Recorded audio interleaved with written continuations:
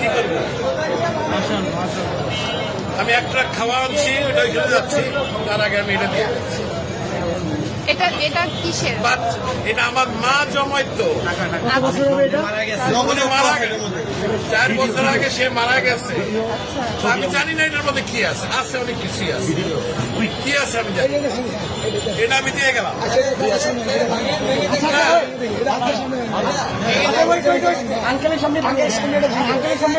যা আছে আমি এক ট্রাক খাওয়া আনছি, এটা নিয়ে আমি এখন ওইখানে যাচ্ছি। না, আমার মা মারা গেছে। এটা তো বহু মূল্যবান, মানে আমার কাছে এটা অনেক মূল্যবান, 2 টাকাও থাকে অনেক মূল্যবান। আপনি কি চান আপনার সামনে আমরা এটা ভাঙবো? আপনি দেখতে চান? যদি চান, আচ্ছা আপনি চান, আপনি যদি চান, আপনি চান, আচ্ছা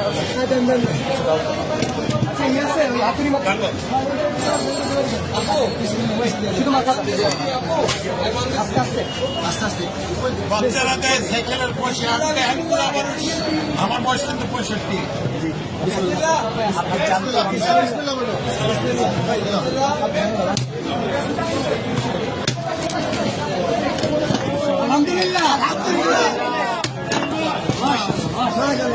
এটা আমার মায়ের জমানো পয়সা। নিজের হাতে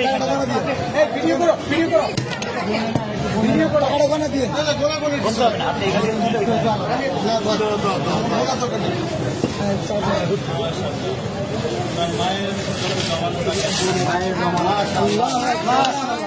মারা গেছে।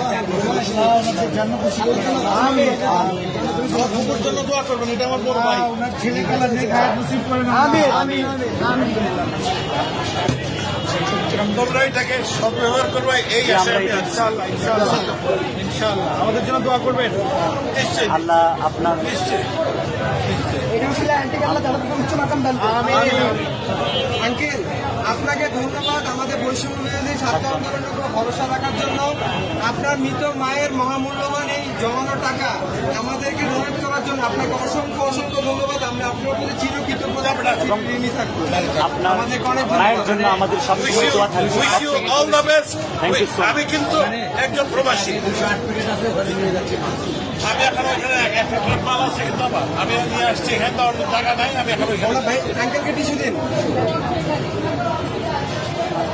পানি আছে, পানি আছে, পানি আছে, একটা বোতল পানি দাও।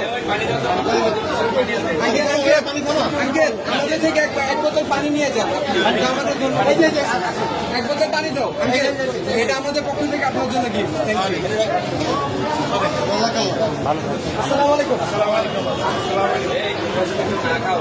আচ্ছা ভাই।